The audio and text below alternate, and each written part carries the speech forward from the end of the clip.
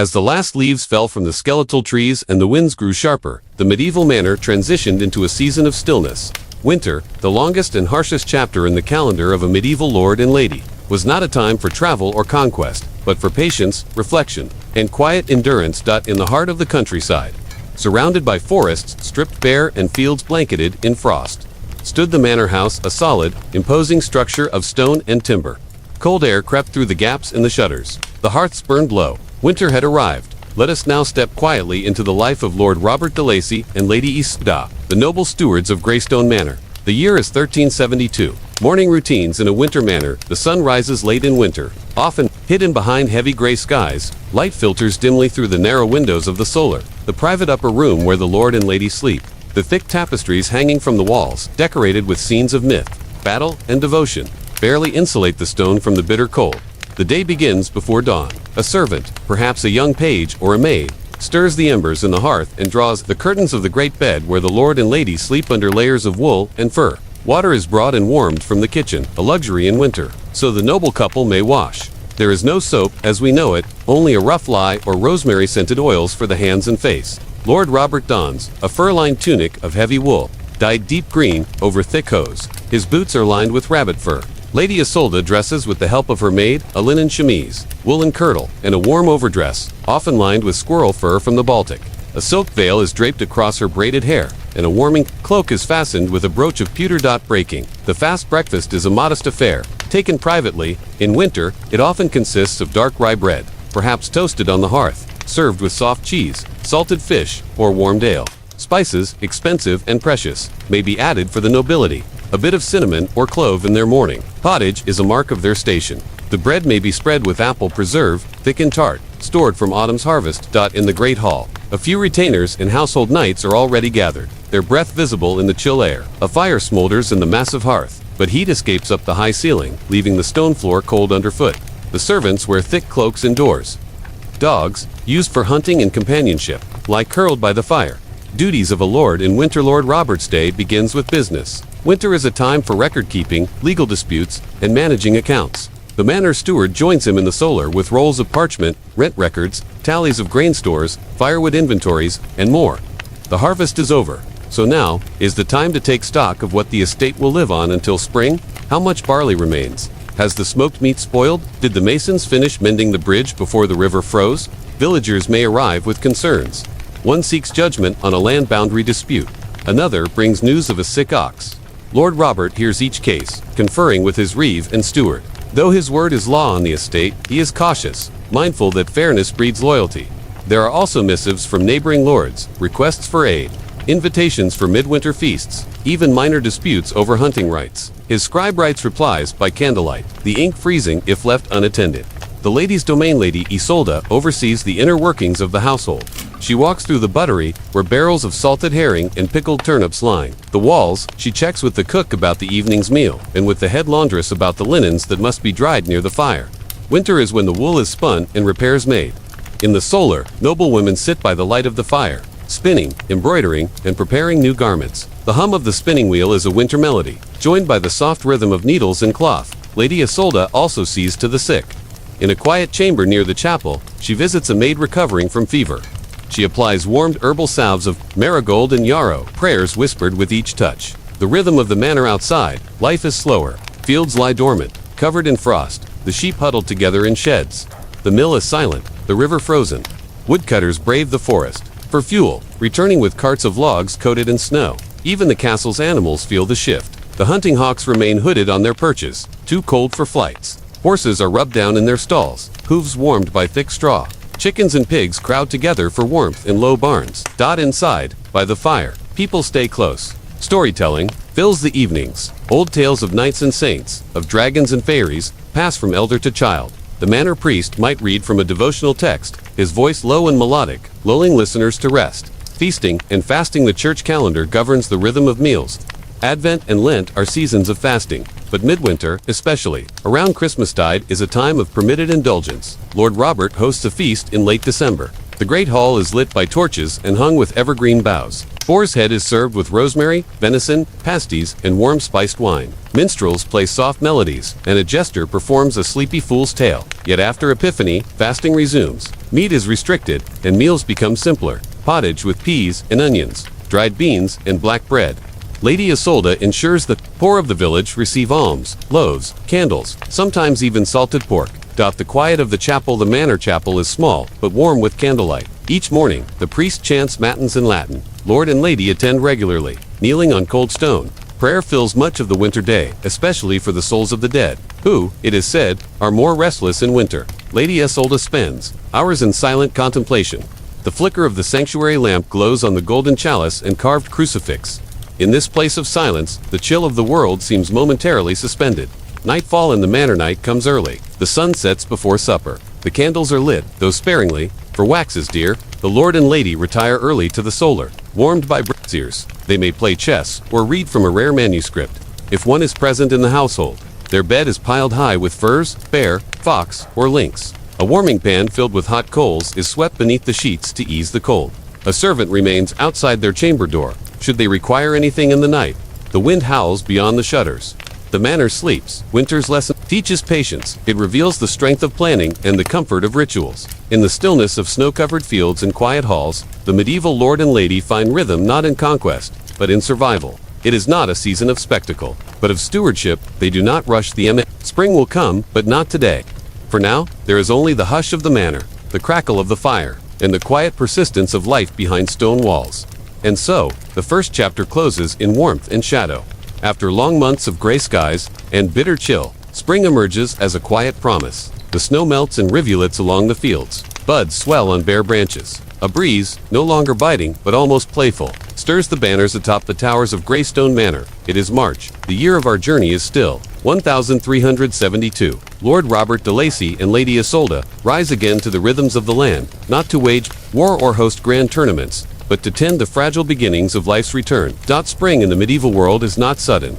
It is slow, cautious. It tiptoes over the frost-hardened ground like a fawn entering a clearing. Let us step gently into the second season of the noble year, a lighter awakening. The sun now rises a little earlier each morning. The cold still lingers, but a faint warmth gathers around the windows of the solar. There is less need for furs upon waking, and the light that spills across the tapestries seems brighter, less gray. Lord Robert wakes to the distant sounds of crows calling from the woods and the rhythmic ringing of the manor bell. The bell is not only for timekeeping, it calls the workers to their tasks, marks the Angelus prayer, and tells the manor when to rest and when to rest. Lady Isolde sits by the window, combing her hair with an ivory comb. She gazes across the land as the ice recedes from the moats and the trees. Dawn a pale green blush. There is excitement in the air, restrained but undeniable. Cleansing and blessing. Spring brings the ancient rituals of purification. It is both a spiritual and practical cleansing. Before Easter, the chapel is scrubbed with warm vinegar and rushes are renewed on the floor. A new cloth is placed on the altar. On Palm Sunday, villagers and manor folk alike gather in the courtyard, clutching branches, often yew or willow if palms cannot be found, to be blessed by the priest. Inside the manor, windows are unshuttered for the first time in months. Air flows through the halls, fresh but cool. Tapestries are beaten clean of winter soot. Soot-darkened beams are scrubbed by maids with lime water. The lord's armor is oiled and polished, the ladies' fine gowns brought into the light. Spring is not just about growing food, it is about reawakening the household. All corners must be seen, all shadows must be lit. The return to the fields. Now begins the work upon which all survival depends. Peasants and free tenants return to the fields, overseen by the reeve and the bailiff. Lord Robert rides out to inspect the lands, accompanied by his steward and a few retainers. The plows, pulled by oxen, cut deep furrows into soil that has lain dormant since autumn. The ground is damp and heavy, but fertile. The scent of earth, rich in mineral, fills the air. Spring, barley and oats are sown first, then peas and beans. Wheat waits until autumn. Manorial. Fields are managed under the open field system. Long strips of land, divided among villagers, rotated annually. Lord Robert ensures fallow fields are being manured, that hedges are trimmed, that drainage ditches are cleared.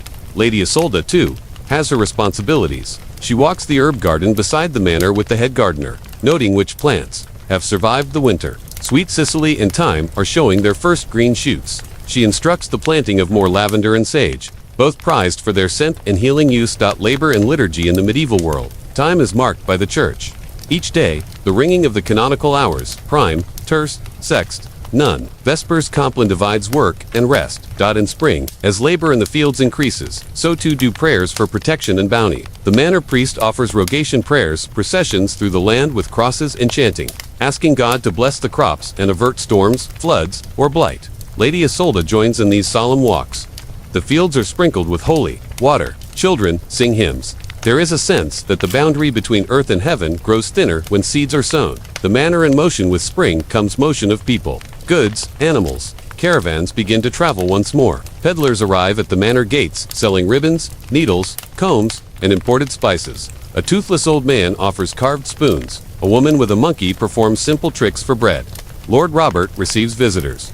A nearby abbot with news of an ecclesiastical dispute, a young knight seeking a place at court, a reeve from another manor requesting assistance after a fire. The great hall becomes a hub again, no longer echoing but alive with voices. Lady Isolde resumes correspondence with other noblewomen. Letters, though slow to travel, bring news of marriages, pregnancies, deaths, and pilgrimages. Wax seals are pressed. Replies are penned carefully. Often in Latin or French. Animals, return spring is especially evident in the stables and barns. Calves are born, their cries high and thin. Piglets root in fresh straw. Chicks hatch beneath warm hens. The manor is filled with life, but also labor. Young animals require feeding, mucking, guarding from foxes or cold spells. The hunting hounds are brought out for training again. The falconer unveils the hawks and begins retraining them for summer hunts. Lord Robert walks with his master of hounds to observe their readiness. He looks forward to hawking along the riverbanks come midsummer. Even the horses, great destriers and smaller palfreys alike, seem to sense the change. Their coats shed, they buck and stretch in the paddocks. No longer confined by frost and snow, the lady's quiet influence while the lord oversees justice and land. The lady manages peace and nurture. Lady Isolde organizes the dyeing of wool with spring flowers, saffron for yellow, woad for blue. She sits with the weavers, discussing patterns for new wall hangings. She also tends to the human side of the manor. A young girl is betrothed. Isolde prepares a small gift, a length of silk ribbon. An old servant dies peacefully in her sleep. The lady arranges the funeral mass and alms for the family. When a shepherd boy cuts his hand, she mixes honey with crushed marigold to bind the wound. Her touch is in the invisible, the clean linens, the cheerful hearths, the soft-spoken guidance offered to young maids. Her power is subtle, yet central. Holy days and high spirits. The greatest feast of spring is Easter. The chapel is adorned with flowers, wild daffodils and lilies, gathered from forest and garden. The entire manor gathers for Mass. Bells ring out, candles flicker, Latin hymns echo under stone arches. After the fast of Lent, a feast is held. Roasted lamb, new eggs, green herbs, and honey cakes are served. The children of the village are given sweetmeats. A jongleur entertains in the courtyard. Even the elderly smile more freely. The week after Easter, called Hawktide, brings playful rituals. Young women capture men for ransom of a kiss, or coin laughter is heard where once silence reigned. There is joy in surviving another winter. Joy in knowing the year turns onward. Courtship and contract spring is also the season of marriage. Alliances are forged not in battle but at the altar. Robert meets with a nearby baron about the betrothal of his younger cousin. The discussion is formal but hopeful. Dowries are debated. Future land rights outlined. Letters of intent are signed and sealed. Lady Isolde takes the young bride-to-be under her wing. She teaches her the duties of a noble wife, how to keep accounts, how to soothe a sick child, how to command with kindness. There is no haste. Marriage in these circles is a serious affair, but spring inspires hearts to open, if only a little. Twilight reflections as the days grow longer. Twilight brings soft colors to the skies over Greystone. The manor's tower casts long shadows across blooming meadows. Inside, the halls are filled with scents of bread, new flowers, beeswax, candles. Lord Robert stands on the ramparts, gazing at the rolling hills beyond. He sees fields green with new shoots, barns brimming with life, people at peace. His hand rests on the hilt of his sword, but he does not draw it. Peace, too, requires protection. Lady Isolde reads by the hearth. The pages of her book are illuminated with gold and blue. She turns them slowly, eyes calm. Outside her window, a nightingale begins to sing. Spring's wisdom spring teaches hope and balance, that from death comes life. That patience sown in winter now yields blossom. It reminds the noble household that nothing is certain, yet everything is possible. A single frost could ruin the barley. A sudden illness could silence the laughter. But still, seeds are planted. Songs are sung. Letters are written. And so the noble year continues. As dusk settles, the manor drifts into stillness, the smell of lavender rising with the warm air.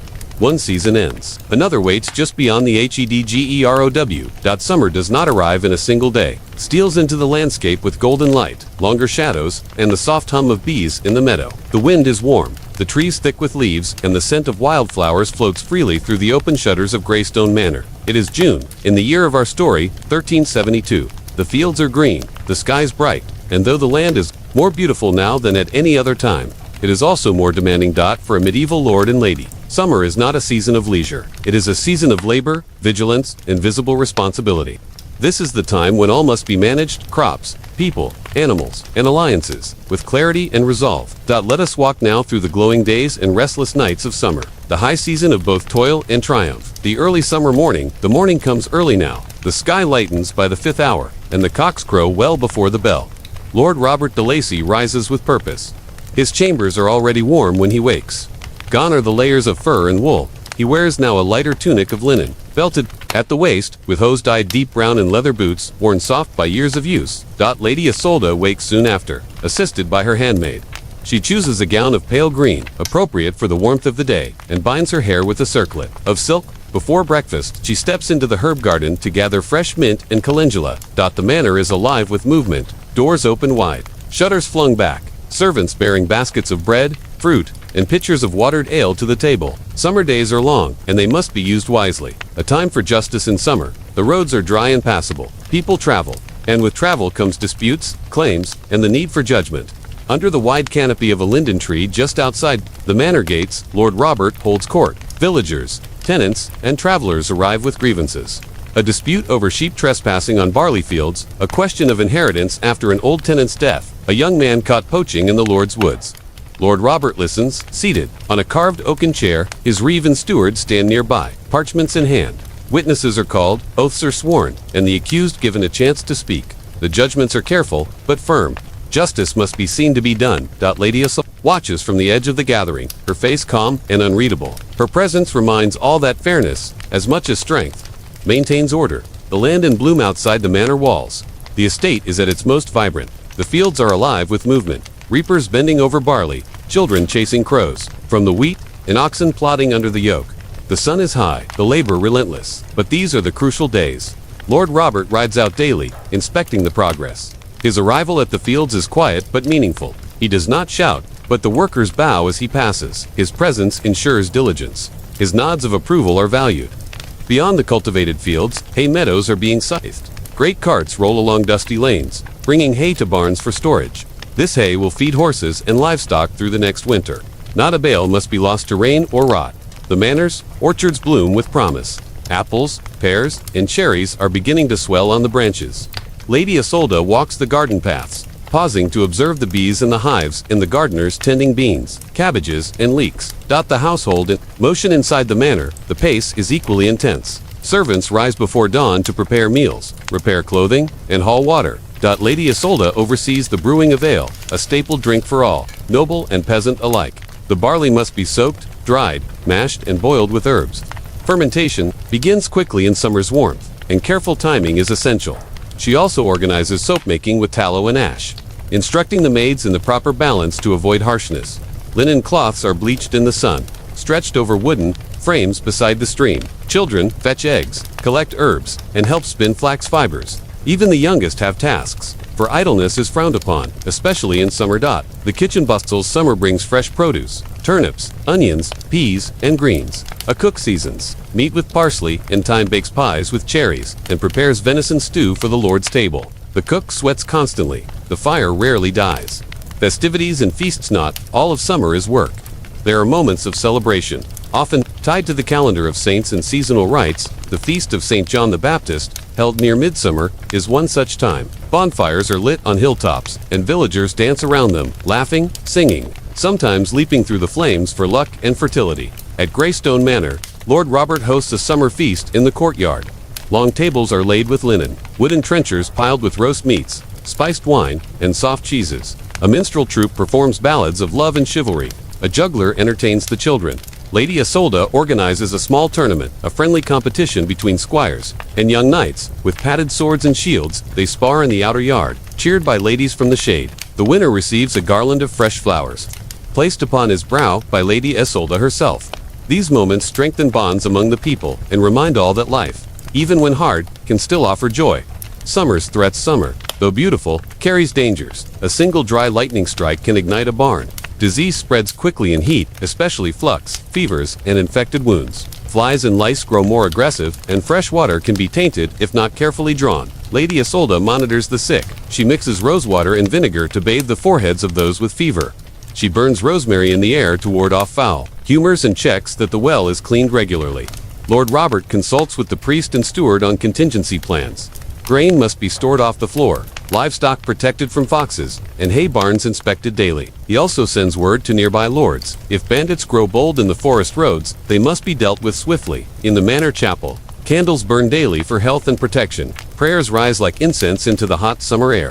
The quiet of the evening. Summer evenings are long, painted with gold and rose. As the sun sets slowly behind the hills, the manor exhales. Lord Robert often walks the battlements. From this height, he can see the full span of his estate, the river, the chapel, the cottages, the distant green of the woods. He speaks little but watches everything. Lady Isolde prefers the garden in twilight. She sits on a carved stone bench, embroidery in hand, or a psalter balanced on her lap. The scent of lavender, mint, and chamomile fills the air. A servant brings her watered wine, and she listens to the soft song of crickets. Children are called inside. Doors are barred. Dogs bark once, then lie down. The manor slowly quiets. Inside the solar, Lord and Lady speak of the day. They talk of which fields prosper, which servants excel, and which tenants need aid. Their union is more than affection. It is shared duty, rooted in soil, stone, and trust. Summer's wisdom. Summer teaches diligence. That beauty must be earned. That the light we enjoy comes with labor, watchfulness, and humility. It is a season of fulfillment and fragility. For all that seems abundant, crops, livestock, laughter, everything can vanish with one poor choice, one fierce storm, one untimely illness. And yet, the noble household carries on. Each task, from oiling a saddle to repairing a roof tile, contributes to the whole. The manor breathes with effort, and the people rest only when the work is truly done. As the final light fades from the solar, and the hall lies still, the Lord and Lady sleep beneath soft linen, windows open to the warm night. The earth, for now, is kind. The harvest draws near. Another chapter in the noble year slowly closes, not with a shout, but with a whisper. Autumn arrives, not with thunder, but with rust. The deep green of summer gives way to a golden haze. The leaves burn in shades of ochre, bronze, and crimson. The days shorten. The morning dew clings longer to the grass. And over the whole of Greystone Manor, there settles a mood both solemn and satisfying. It is September, 1372. The manor's people feel the turning of the year in their bones.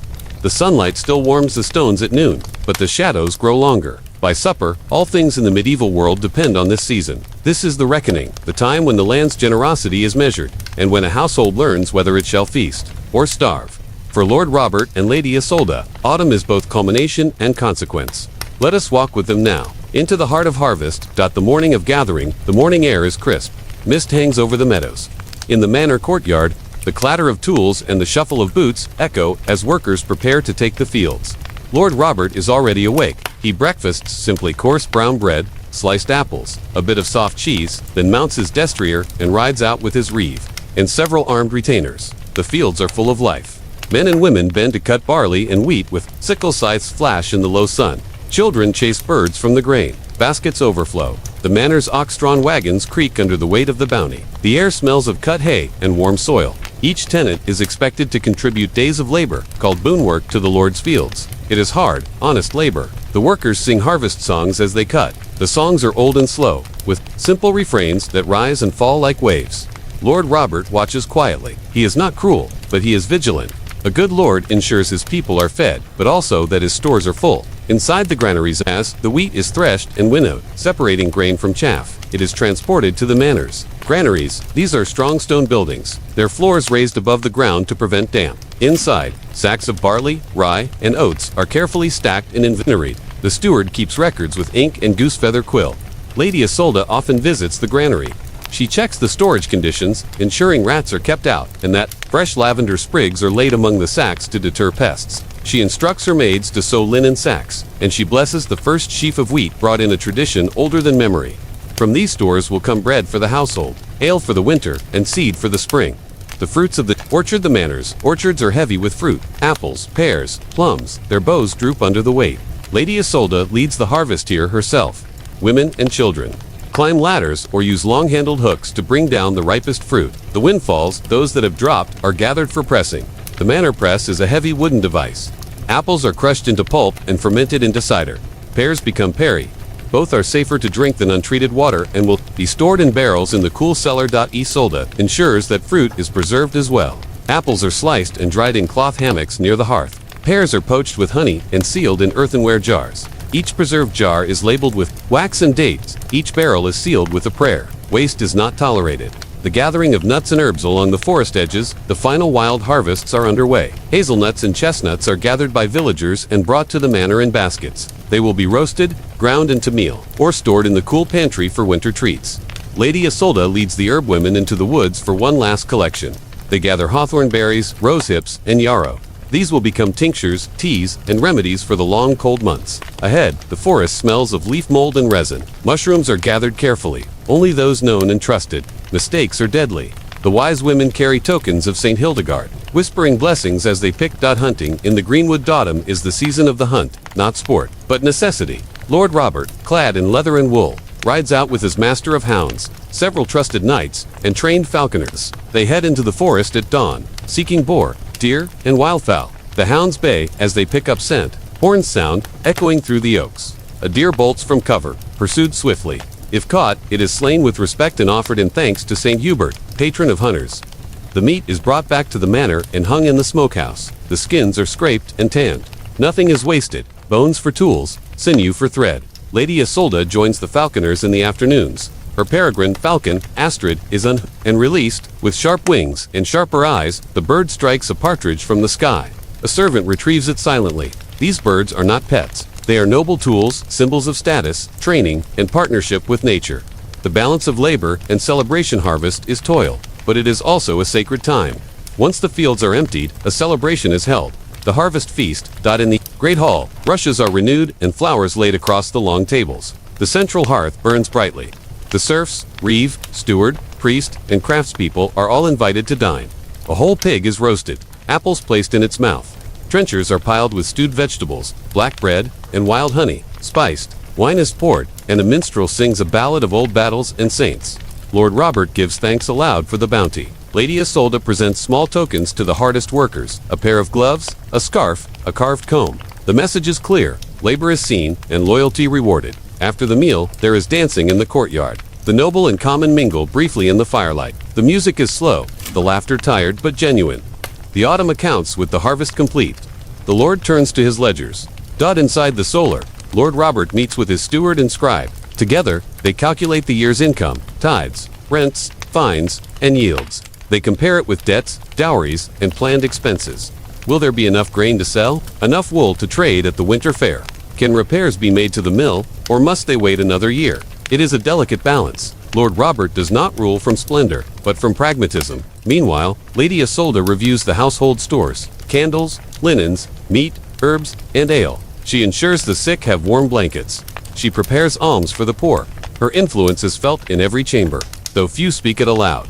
Preparing for winter. By late October, the first true frost arrives. Leaves crunch underfoot. The manor tightens. Windows are shuttered. Chimneys are swept. Rats hunted. Firewood stacked high in the yard. The sheep are brought into pens. Chickens into coops. The pigs, soon to be slaughtered, are fed rich mash to fatten them. Lady Isolda distributes thick woolen garments to her household. She checks that the tapestries are hung tight, and the rushes in the great hall freshened with dried rosemary and thyme. She holds a quiet vigil in the chapel candles, lit for protection through the dark months. The lessons of autumn teaches humility, that all gain is temporary, that life depends on what we've done, not what we plan to do. It reminds the noble household that glory is not always found in battle, but in bread, in preparation, in tending the soil. It is a season of reckoning, not regret, of quiet satisfaction. Lord Robert and Lady Isolda end each evening, side by side. Their hands bear no soil, but their hearts feel the work of harvest. They have fulfilled their duty. For now, the days grow short. The birds begin to vanish. The fields, once golden, now lie bare. Another chapter ends. The year turns once more. In the world of the medieval manor, time was measured not by clocks, but by candles. Not by months and hours, but by saints and sacraments. To Lord Robert and Lady Isolda of Greystone Manor, the passing of the year was not just seasonal, it was spiritual. The church calendar, known as the liturgical year, was the framework by which all things were ordered: when to plant, when to fast, when to feast, when to mourn, and when to give thanks. This sacred rhythm was not an obligation, it was a comfort, a divine architecture that shaped their days, their duties, and their dreams. Let us now walk, slowly and reverently, through the spiritual life of a medieval lord and lady, not in a cathedral of stone and stained glass, but in a small manor, chapel, and the quiet chambers of the soul. The manor, chapel. The heart of Greystone's spiritual life was not the hearth or the hall, but the chapel, a modest but dignified room built of pale stone, with a simple altar, a wooden crucifix, and arched windows of clear glass inside. The air always felt still. Even in summer, it was cool. Candles lined the altar. The floor was swept daily. A niche in the wall held relics, perhaps a bone fragment of a local saint, or a scrap of cloth said to have touched a martyr's tomb.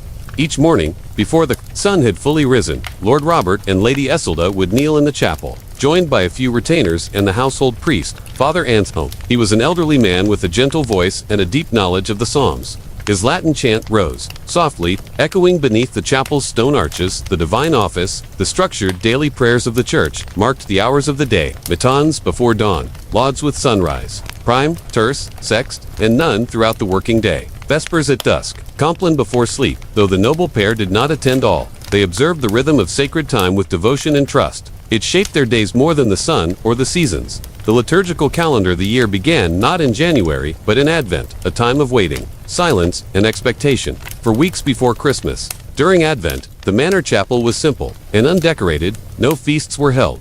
Meals were modest. Prayers took on a tone of longing. Veni Emmanuel, the old Latin hymn, would be whispered by candlelight. Then came Christmas Tide, 12 days of joy, warmth, and sacred celebration. Midnight Mass was the highlight. Held on Christmas Eve, the chapel was adorned with evergreens and candles. Lord Robert knelt in full cloak, Lady Isolde in her finest gown. The bells rang out. The air felt bright, even at midnight. Epiphany marked the arrival of the Magi. It was a noble feast. Gifts were exchanged. A priest might bless chalk to inscribe the doorway Bengta, Masema Sema Masbe, Masetente Dos for the year, and the Magi, Melchior, and Balthazar. Next came Lent, 40 days of fasting, prayer, and reflection, a time for penance. Meat was set aside. Meals became simple pottage, black bread, and boiled vegetables. Lord and Lady would attend confession, kneeling in humility before the priest. They gave alms generously, that their souls might be lightened. Holy Week was the most solemn time. Palm Sunday, Maundy Thursday, Good Friday, each day rich with symbolism and ritual. The chapel was darkened. A wooden cross was carried through the manor. Prayers were whispered with tearful reverence. But then, Easter. Bells rang once more. The chapel glowed with light. Flowers returned to the altar. Christ had risen, and the household rejoiced. A lamb was roasted. Songs were sung. The year had turned. Saints and their days. Each day of the year belonged to someone, a saint, a martyr, a holy man or woman whose example illuminated the path of the living. Lady Isolde kept a small book of saints' days, a calendar hand on parchment with marginal notes and small illustrations. On St. Brigid's Day, she would place a rush cross above the kitchen hearth. On St. George's Day, Lord Robert would wear a red cross stitched into his mantle. On St. Hubert's Day, he would bless the hunting hounds. These days brought structure, meaning, and variation to the year. They marked when to rest, when to labor, when to feast, when to feast. They were also local saints, those whose names were carved in weathered stone outside the village chapel, whose legends lived in song. Lady Isolde once walked barefoot to a nearby shrine on St. Wulfilda's Day, offering a lock of her hair and a prayer for fertility. The saints were not distant. They were companions, woven into daily life. Feasts of light and fire. Certain feast days were so deeply loved, they shaped the entire manor. Midsummer Eve, near the feast of St. John the Baptist, was one such time. Bonfires were lit on the hilltops. People sang and danced. Herbs gathered that night were said to carry special power. Lady Isolde would place mugwort and vervain above the doorway for protection. On Candlemas, 40 days after Christmas, candles were blessed in the chapel and carried through each room of the manor. It was said to bring light into the year's darkness. Isolde always saved the stub of her Candlemas taper, believing it could protect against storms. Michaelmas. In late September, honored the Archangel Michael. A goose was roasted, symbolizing the end of the farming year. Accounts were settled, debts repaid. Fields lay bare once more. Lord Robert took time on this day to pray for protection from spiritual darkness and worldly threats. Marriage and baptism, the sacraments, were milestones of life, and they were sacred events for noble families. When a child was born at Greystone Manor, often not to Lord and Lady themselves, but to their extended kin or household, the baptism was held in the chapel as soon as possible.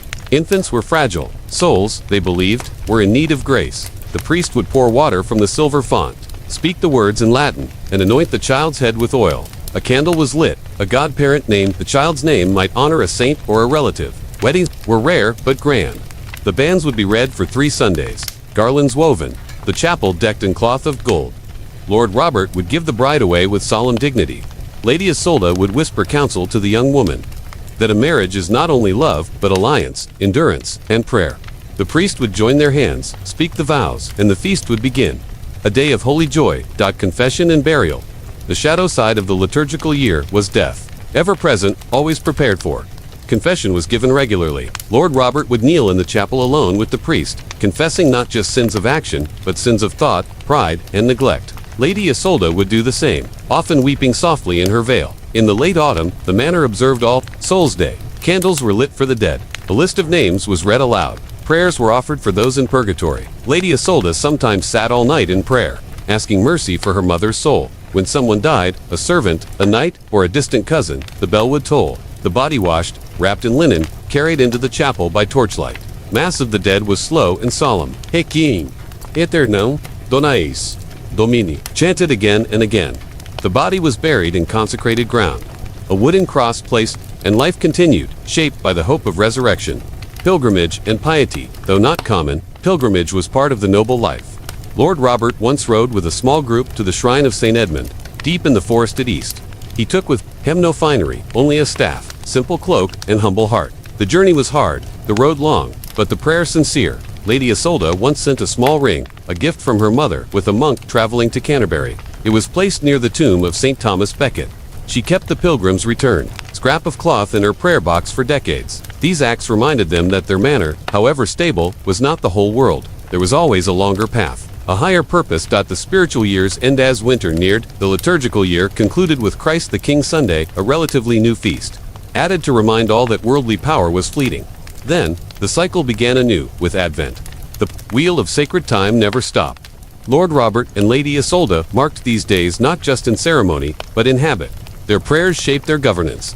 Their fasts tempered their feasts. Their confessions softened their judgments. The liturgical year was not a calendar, it was a mirror of the soul. And so, in the quiet chapel, by candlelight, the noble household found peace. In incense and chant, in silence and rhythm, they remembered that even the mightiest Lord bows before the divine. The year turned, the heart endured, though history remembers kings and conquests, banners and battles. Much of medieval life, even for the nobility, unfolded not in fanfare but in silence, in repetition, in the humble, sacred routines that gave shape to the day. At Greystone Manor, for Lord Robert and Lady Isolde, most days were not filled with drama.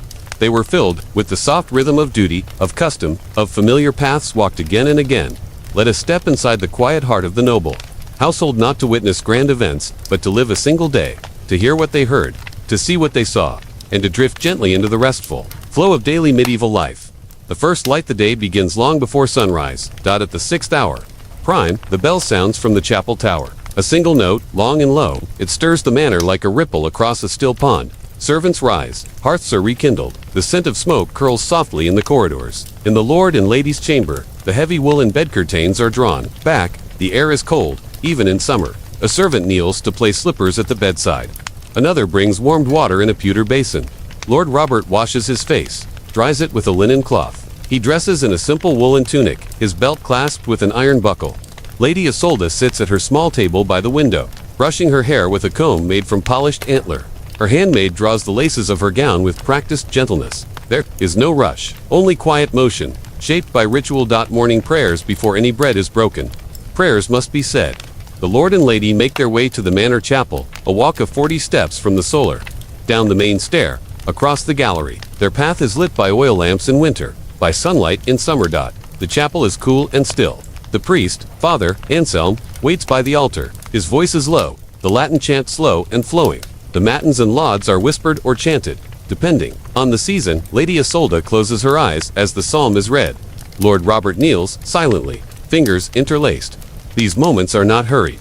They are anchors pulling the soul back to stillness before the work of the day, the breaking of fast after prayers. The household gathers in the great hall for the first meal. This is not a feast. It is quiet, practical, and shared by many, including visiting knights, scribes, and upper servants.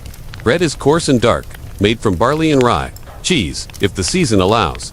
Sometimes a soft-boiled egg or a bit of honey. Ale is poured for all, weak and warm, brewed by the manors. Own hands. It is safer than the well water and easier on the stomach than wine before noon. Lord Robert eats slowly. He listens to reports from the reeve, updates on repairs, livestock births, tenant petitions. Lady Isolde speaks quietly to the housekeeper, checking on the supply of candles, rushes, and linens. When the meal ends, a short prayer is offered. Each returns to their duties without flourish. All know their roles. The morning tasks. Lord Robert retires to the solar with his steward and scribe. There are records to review, grain yields, tax rolls, messages from other estates. Wax seals are broken, letters read aloud, entries added to parchment ledgers. He signs agreements, writes orders, sends word to the armorer to inspect the guard's weapons. If justice must be administered, a dispute between tenants, a fine to be levied, he will sit in the open hall by the hearth, issuing decisions with quiet authority. Lady Isolde moves through the manor like wind through trees, always noticed, never loud. She checks the kitchens, where 3 women knead dough in large wooden troughs. She examines the herb garden, where lavender is being cut and tied in bundles to dry. In the weaving room, she listens as the cloth mistress explains a warp gone wrong. In the nursery, she kneels beside a coughing child and offers a syrup of elderberry. These tasks may seem small, but they are the fabric of the manor's life. Without them, the whole tapestry would unravel. The midday pause. At the 6th hour, sext, the bell tolls once more. Work stops. Prayers rise again. The priest chants a short service in the chapel, and afterward, the midday meal is served. This meal is the largest of the day. Fish, if it is Friday, fowl, if it is not, lentils, leeks, and white beans from the garden, flatbread still warm from the stone oven, a thick stew of root vegetables and herbs. Lady Isolde ensures that the elderly are fed first. A blind servant is gently guided to the table. A young maid, bruised from a fall, is given extra broth. Lord Robert speaks with his captain of guards, news of travelers on the road, or rumors of bandits in the far wood, but his tone remains measured. Today, the manor is safe. The food is warm. The chapel is whole. These are victories. The afternoon routines. As the sun shifts west, the manor returns to motion. Lord Robert might walk the perimeter wall, inspecting the stonework and watching the fields. He may practice archery or ride out to observe the flock. Occasionally, a messenger arrives, dusty, tired, and bearing a scroll with wax seal. News from the king's court. Rumors of foreign wars. All weighed, all considered. Lady Isolde returns to her needlework. She sits in a high-backed chair near the window, embroidering a cushion cover for the chapel. Her stitches are precise. Her mind wanders. A maid reads aloud from a book of hours. Elsewhere, the laundry is done near the stream. The cook stirs a pot of simmering onions. A child sings while turning a grindstone. The beekeeper gathers wax. The sounds of the manor are many, none loud, all human. A community breathing in rhythm. Quiet moments. Not every hour is filled. Some are left bare, on purpose. In the shade of the linden tree, Lady Isolde often walks alone. She picks leaves too. Press in her psalter. She listens to the wind. Lord Robert may sit in the solar with a book of Roman histories. He reads slowly, lips moving, pausing to ponder the rise and fall of old empires. These pauses are not idleness. They are nourishment for the spirit. Evening prayers at vespers. As the sun begins to fall, the chapel bell rings again. The sky outside turns gold. Then violet candles are lit along the altar. The priest leads the service in a low voice. The Magnificat is chanted. My soul doth magnify the Lord. Lord and Lady kneel side by side. Their faces are still, their hands clasped. They give thanks for the day, for the safety of their people, for bread, for quiet, for light. The chapel grows dim as the sun vanishes. The sacred hush remains. The final meal supper is lighter, often leftovers from the midday table. Cold meat, bread, small beer. Lady Isolde eats slowly, sometimes speaking with the steward, sometimes quietly humming a hymn. Lord Robert listens to the daily reading, a story of a saint, or a proverb from Solomon. Afterward, the hearth is stoked, and the hall darkens. Children are led to bed. The servants bank the fires. The courtyard gate is barred. Bedtime and blessing in the chamber. Warmed bricks are placed beneath the bed. A servant closes the shutters. The silence of night takes hold. Lady Isolde removes her gown and braids her hair. She whispers a prayer for the safety of her children, for peace across the land.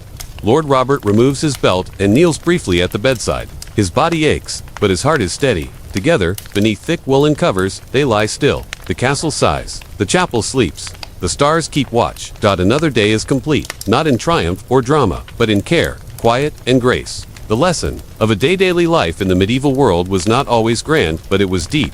Its rituals were not for show, but for order. Its repetitions not boring, but comforting. To live well was not to conquer, but to steward time, land, people, and prayer. And so the Lord and Lady of Greystone lived not in legend, but in rhythm, not in stories shouted through history, but, in quiet days, whispered into the past. One more candle is snuffed, one more breath, and sleep.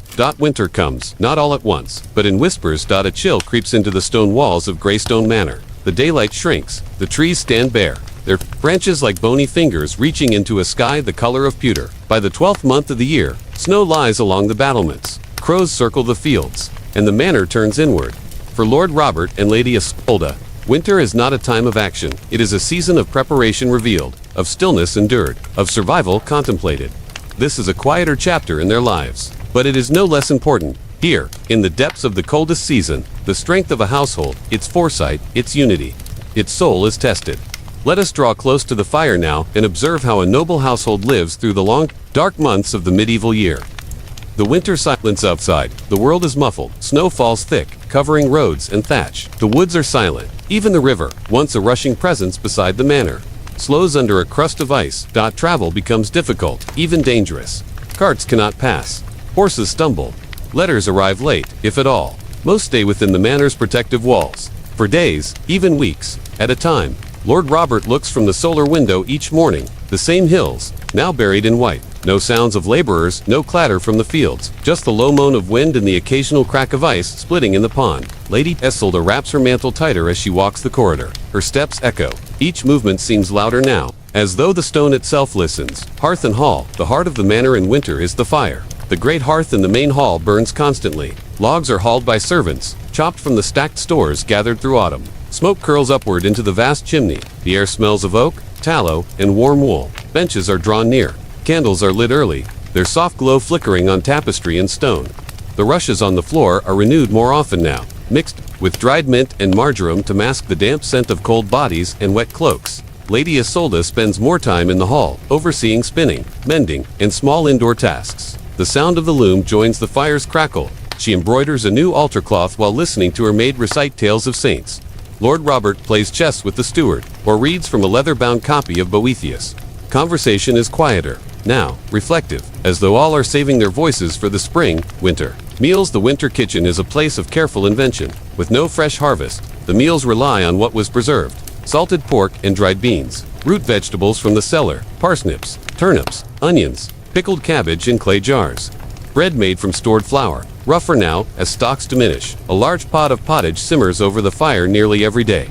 A slow-cooked blend of grain, water, bits of meat, or herbs. It nourishes, even if it no longer surprises.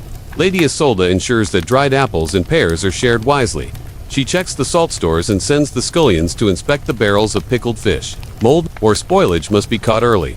Ale is weaker now. Wine rarer, but on feast days, such as Christmas or Candlemas, special spiced cakes are baked, with honey and dried fruit. On those evenings, the hall feels bright again.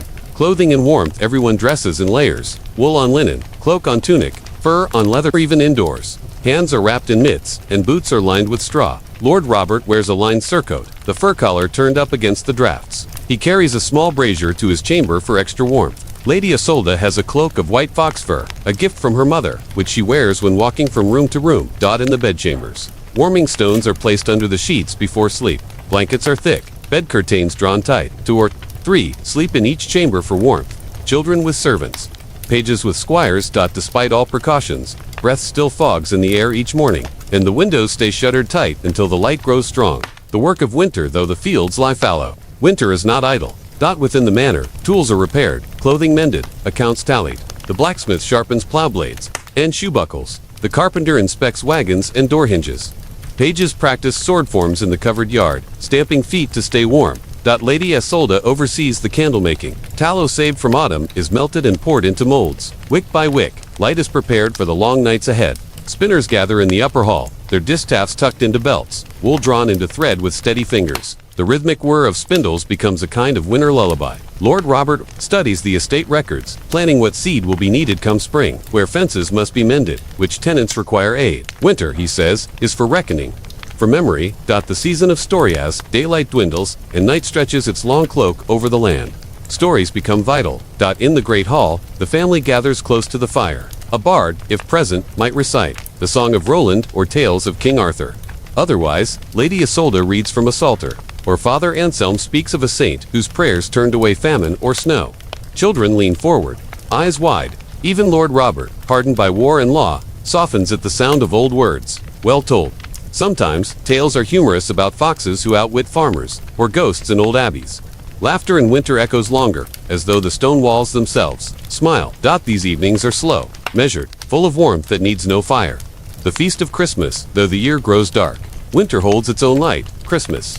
On the 24th night of December, the chapel is lit with every candle the manor owns. Holly and ivy are woven into garlands, hung from beam and rail. A Yule log, as long as a man is tall, is laid in the hearth, meant to burn for 12 nights. The Christmas Mass begins just before midnight. Lord Robert and Lady Isolde kneel side by side, their cloaks trimmed with gold thread, their voices low in song. Gloria in excelsis Deo. Afterward, the manor returns to the hall for spiced wine, sweetmeats, and warm bread. A goose is roasted, apples stewed with cinnamon. Children are given small tokens, a carved whistle, a warm scarf, a honey cake. The joy is quiet, sacred, a pause in the hunger of the year, waiting for spring. January and February test the will. The snow does not lift. Stores grow lean. Coughs echo down corridors. Rats, ever bold in winter, nibble at the barley sacks. Lady Isolde tends the sick, mixing syrups from licorice root and honey. Placing warm bricks at the feet of the fevered. Lord Robert offers extra grain to tenants whose stores have failed. Survival, now, is a shared effort. The chapel remains lit. Prayers for endurance, for warmth, for mercy rise daily. Yet even here, hope grows. The days lengthen by minutes at first, then by hours. One morning, a single bird sings at the edge of the courtyard. Another day, the ice on the pond cracks, the wind shifts, bringing not warmth yet, but the promise of it, the strength of winter.